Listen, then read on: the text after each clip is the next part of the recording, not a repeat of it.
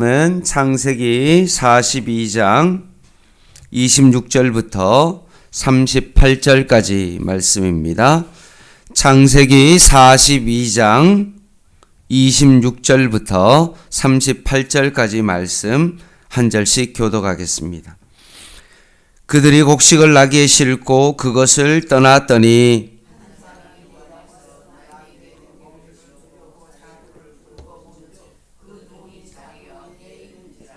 그가 그 형제에게 말하되 내 돈을 도로 넣었도다. 보라, 자루 속에 있도다. 이에 그들이 혼이 나서 떨며 서로 돌아보며 말하되 하나님이 어찌하여 이런 일을 우리에게 행하셨는가 하고,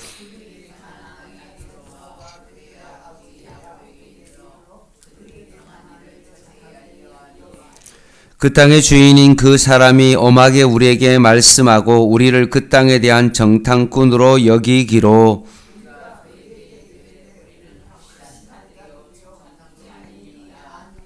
우리는 한 아버지의 아들 12형제로서 하나는 없어지고 막내는 오늘 우리 아버지와 함께 가나안 땅에 있나이다 하였더니,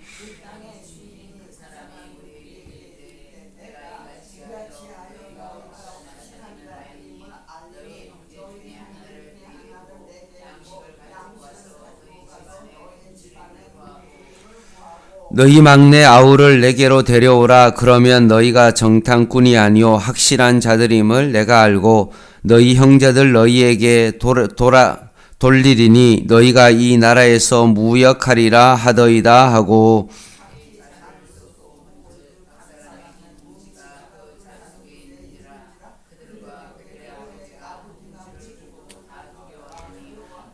그들의 아버지 야곱이 그들에게 이르되 너희가 나에게 내 자식들을 잃게 하도다. 요셉도 없어졌고 시므온도 없어졌거늘 베냐민을 또 빼앗아 가고자 하니 이는 다 나를 해롭게 함이로다.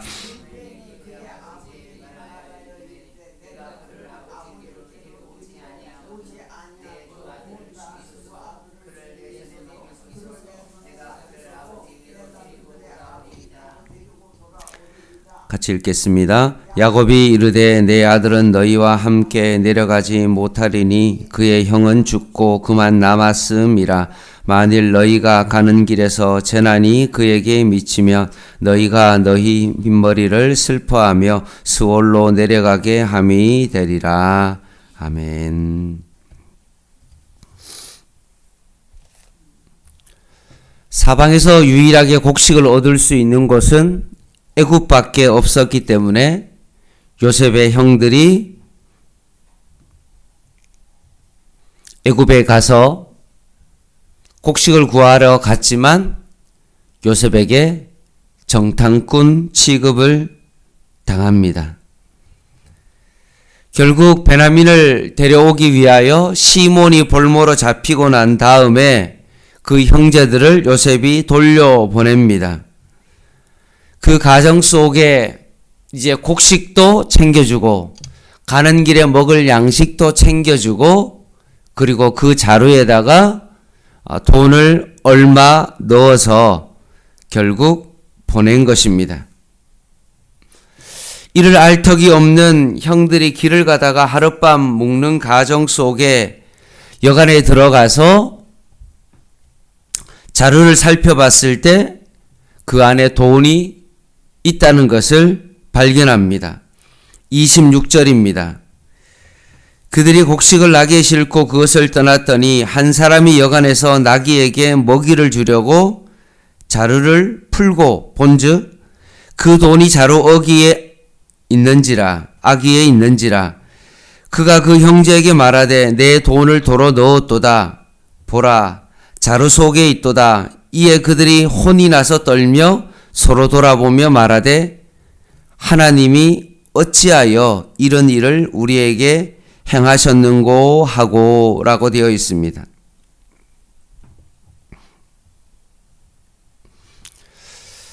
예전에 요셉을 상인들에게 팔고 너무나 좋은 나머지 그 돈을 들고 아버지에게 돌아갔던 그 요셉의 형들이 이제는 똑같은 상황 아닙니까?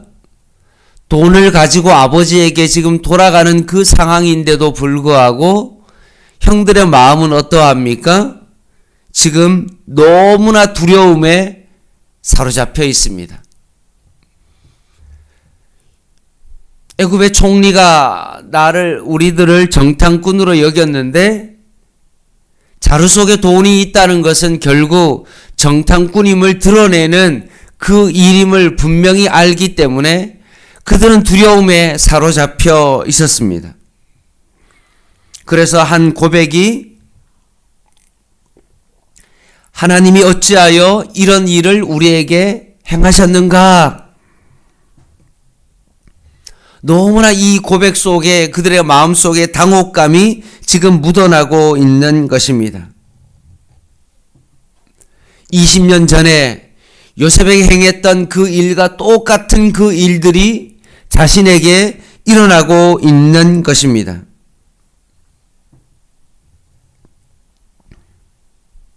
요셉을 팔고 돈을 가지고 갔던 그 사건과 똑같이 요셉의 일로 인하여 돈을 가지고 돌아가고 있는 요셉의 형들의 모습입니다. 사랑하는 성도 여러분, 지금 요셉의 형들이 위기 가운데 있습니다. 두려움 가운데 있습니다. 그럴 때 그들은 하나님을 찾기 시작했고, 하나님이 어찌하여 나에게 이런 일이 있습니까? 라고 고백했던 것과 마찬가지로 두려움이 찾아오자 하나님을 찾기 시작한 것입니다.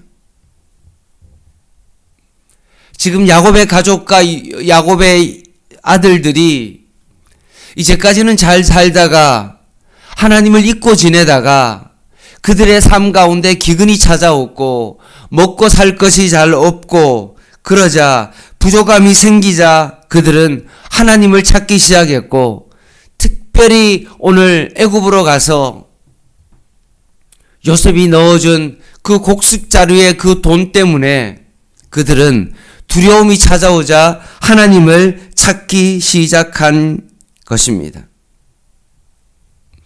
3일 동안 감옥에 갇혀 있기도 하고 우여곡절 끝에 시몬을 남겨두고 그들이 아버지의 집으로 돌아가고 있지만, 여기서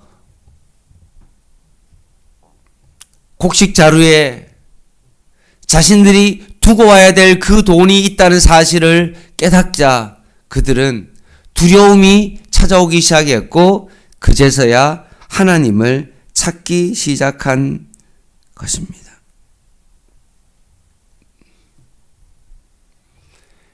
과거에 요셉에게 행했던 그 죄악들이 생각나게 되어지고 어려움이 취하자 그들은 하나님을 부르기 시작한 것입니다. 양심의 가책을 느끼고 20년 전에 요셉을 그렇게 죽이려고 하고 팔려고 했던 양심의 가책들이 다시 한번 그들의 마음 가운데 생각나기 시작했고 그들이 하나님을 찾기 시작한 것입니다. 사랑하는 성도 여러분, 죄를 범하면 반드시 죄값을 치릅니다. 다윗이 우리아의 아내를 범하고 난 다음에 하나님으로부터 용서를 받았습니다. 그럼 모든 것이 없어지나요? 아닙니다. 다윗의 태어날 네 아이들이 결국 다 죽게 되었습니다. 무엇을 의미합니까? 하나님으로부터 죄는 용서함 받을 수 있지만 죄값은 반드시 치를 수밖에 없다는 것입니다. 지금 요셉의 형들은 자신이 저지른 그 죄 앞에 다시 한번 직면하게 되었고 자신들이 어려움 속에서 하나님을 다시 찾게 되어지는 놀라운 일들이 일어나고 있는 것입니다.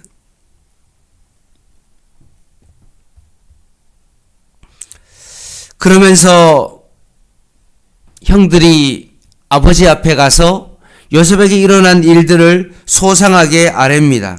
31절입니다. 우리가 그에게 이르되 우리는 확실한 자들이여 정탐꾼이 아니니이다. 요셉에게 설명했던 것과 똑같이 아버지에게 말하죠.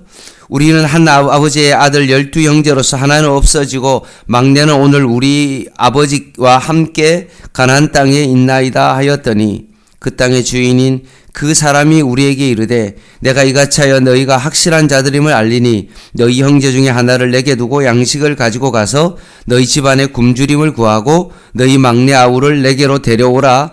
그러면 너희가 정탐꾼이 아니요 확실한 자들임을 내가 알고 너희 형제를 너희에게 돌리리니 너희가 이 나라에서 무역하리라 하더이다 하고 라고 되어 있습니다. 요셉에게 얘기했던 말과 아버지에게 했던 말이 거의 비슷하지만 요셉에게 말할 때에는 뭐라고 말했냐면 베냐민은 아버지와 함께 있고 그리고 하나는 요셉은 결국 없어졌다 라고 그렇게 말했는데 아버지한테 말할 때는 오히려 반대로 말합니다. 하나는 없어졌고 막내는 아버지와 함께 있었다 라고 순서를 바꿉니다. 아마 야곱이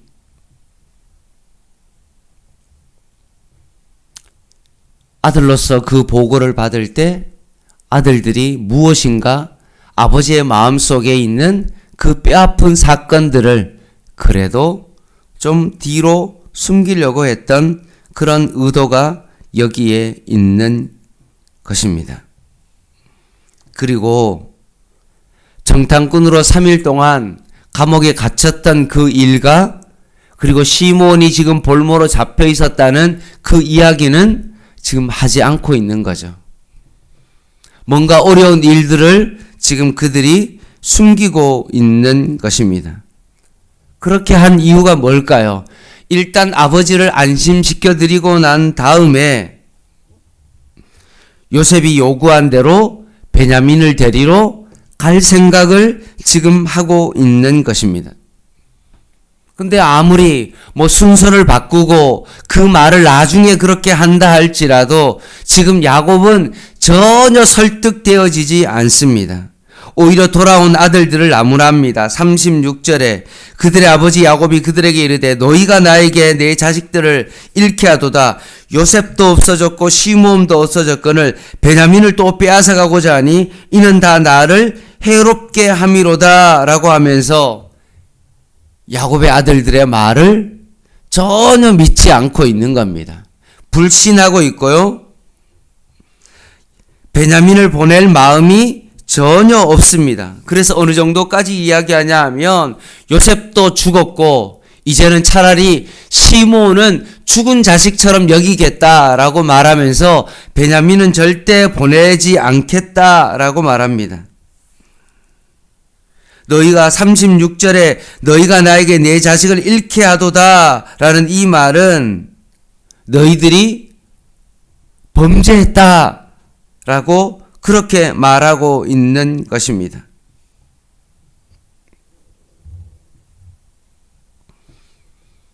야곱의 입장에서 곡식 자루에 돈이 있다는 것은 결국 시므온의 몸값이다 라고 생각한 것입니다. 이때 르우벤이 나타나죠. 37절 같이 한번 읽겠습니다. 시작. 르우벤이 그의 아버지에게 말하여 이르되 내가 그를 아버지에게로 데리고 오지 아니하거든 내 두 아들을 죽이소서 그를 내 손에 맡기소서 내가 그를 아버지께로 데리고 돌아오리이다. 아멘.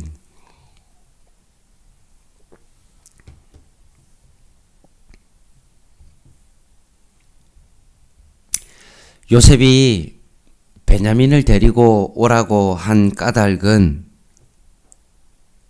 혈육을 보고 싶어 했던 그런 마음이 있겠지만 아마 요셉 생각은 어떤 생각을 가지고 있을까요? 자신이 옛날에 형들에게 그렇게 미움을 받고 죽음까지, 직전까지 당하고 노예로 발려가는 어떤 그 일을 당했던 것과 마찬가지로 요셉도 지금 베냐민이 자신의 과거처럼 혹시나 그런 일을 당하지 않을까라는 염려가 있었을 것입니다. 예전처럼 혹시나 베냐민이 눈칫밥을 먹으면서 살고 있는 것은 않을까라는 그런 마음이 있었을 것입니다.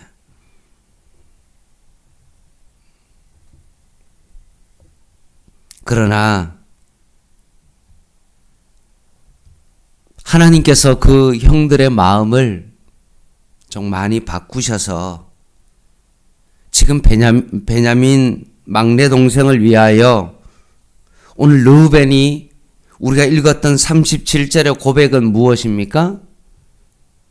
자기 두 아들을 죽이라고 말하죠.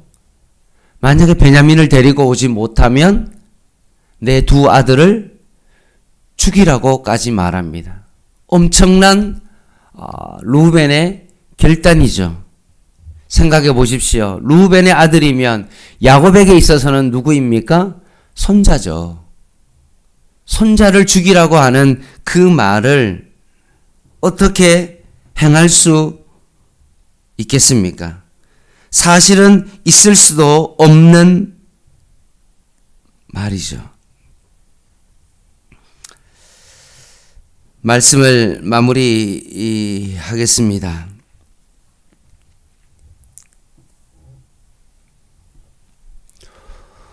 오늘 요셉의 형들은 자신의 어려움 속에서도 오히려 고난 속에서 하나님을 직면하고 있는 그들의 모습을 보게 되어집니다.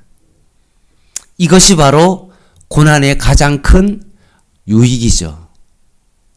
잘 먹고 잘 살 때에는 하나님을 의지하지 아니하고 하나님의 뜻이 어디 있는지를 전혀 생각하지 않다가 고난이 찾아오자 하나님께서 나에게 이런 고난을 주신 이유가 어디에 있는지, 하나님께서 어떻게 나에게 이렇게 행하십니까? 라고 질문하면서 오히려 하나님 앞에 직면하고 있는 형들의 모습을 통하여서 우리들의 삶 가운데 펼쳐지는 이 고난이 고난에서만 그쳐지는 것이 아니라 오히려 자신의 죄를 직면하게 되어지고 오히려 하나님 앞에서 다시 한번 내 자신을 바라볼 수 있는 엄청난 영적 유익이 있다는 것입니다.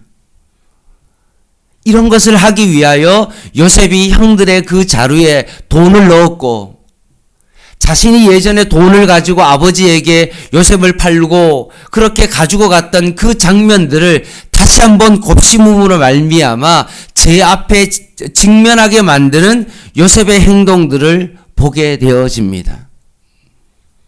혹시나 나에게 이런 고난이 찾아왔다면 하나님 앞에서 내 자신을 깊이 되돌아볼 수 있는 저희들의 삶이 되기를 원합니다.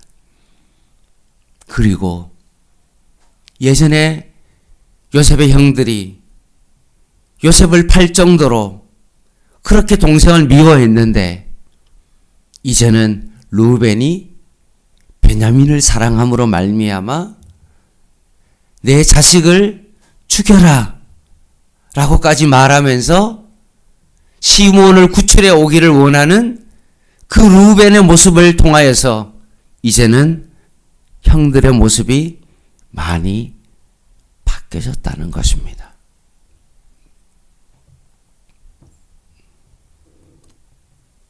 동생을 사랑하는 그 마음으로 바뀌어졌다는 것입니다. 사랑하는 성도 여러분, 오늘 하루를 살아갈 때 내 인생이 예수 그리스도의 보혈로 말미암아 나를 위하여 십자가에 죽으신 그 사랑으로 말미암아 예전에는 나밖에 몰랐는데, 내 자신밖에 몰랐는데 이제는 예수 그리스도의 그 십자가로 말미암아 이제는 다른 사람을 살려내는 그런 삶을 오늘도 살아갈 수 있는 저와 여러분 되시기를 주님의 이름으로 간절히 부탁을 드립니다. 기도하겠습니다.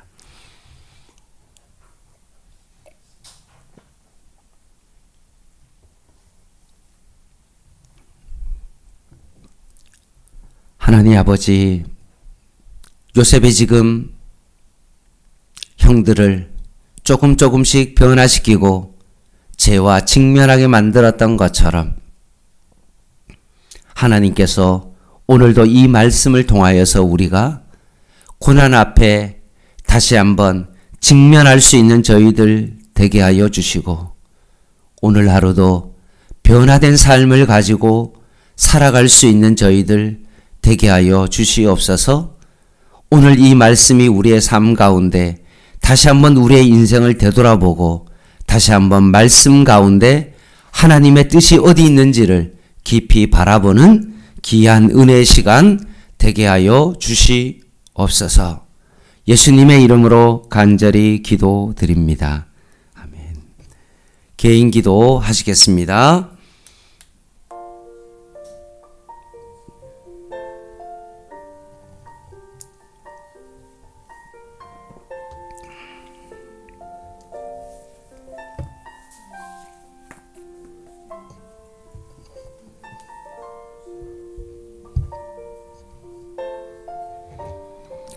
어려운 상황 가운데 다시 주님을 바라보게 하시고, 힘들 때마다 은혜의 보좌 앞으로 유월절 어린 양으로 나를 대신하여 물과 피를 흘리신